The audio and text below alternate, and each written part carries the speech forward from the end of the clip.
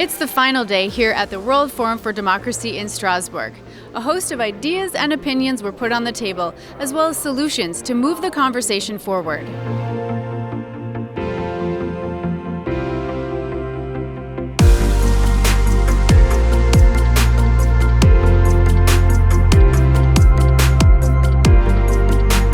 The day began with a plenary session on the theme of multilateral organizations and democracy, as Christina Kokkinakis explains. Doing multilateralism is not possible while doing it alone. So basically you need two to tango.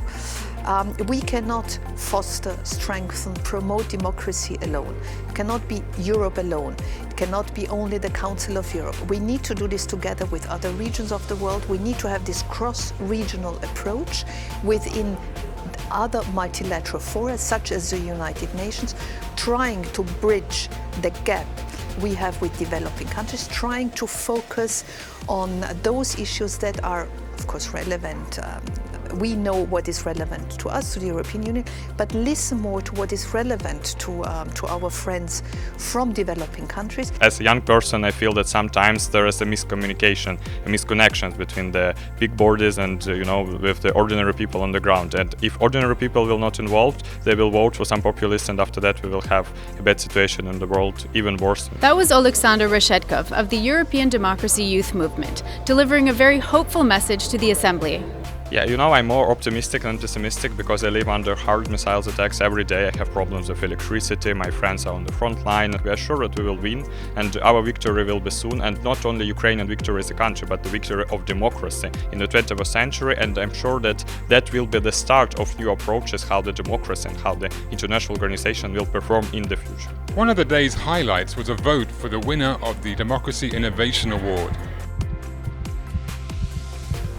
Here's the winner of the World Forum for Democracy 2022. What a wonderful initiative he described us.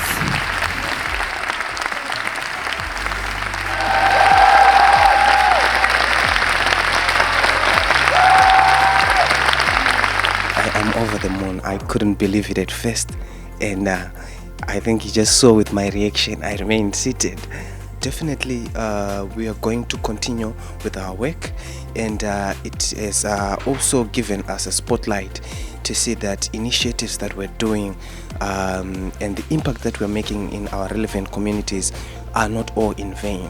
They are recognized even at world stages like this. It's World Democracy Forum, but although it has been organized by the Council of Europe, so the fact that they invite everyone from across the world, it's important because people are really doing amazing things out there and fighting so that there is or there remains a new hope for democracy. Council of Europe Secretary General Maria Pejčinović-Burić used her concluding speech to warn about the dangers of democracy failing.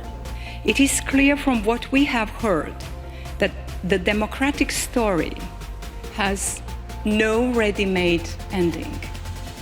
There are always threats to overcome. And while there have been periods in the past where authoritarianism has strengthened, the pendulum had gone on to swing back towards democracy. Had Russia remained with us, the democratic purpose of this organization would itself have been undermined. When democracy fails, the shock waves spread far and wide, and they are always causing harm. In keeping with tradition, this year's World Forum for Democracy ended with a live musical performance. This year's concert was given by the Bandura Sound System, a collective of musicians from Berlin and Kyiv.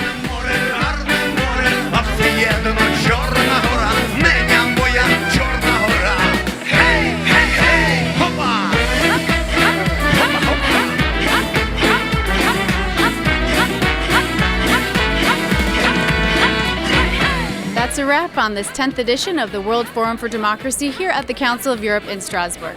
Thank you so much for staying with us over these past 3 days.